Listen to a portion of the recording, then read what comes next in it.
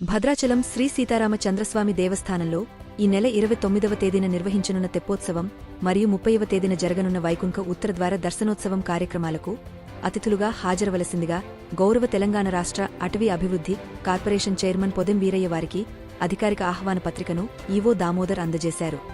ఈ కార్యక్రమంలో శ్రీ సీతారామచంద్రస్వామి ఆలయ అర్చకులు, అసిస్టెంట్ ఎగ్జిక్యూటివ్ ఆఫీసర్ మరియు తదితరులు పాల్గొన్నారు.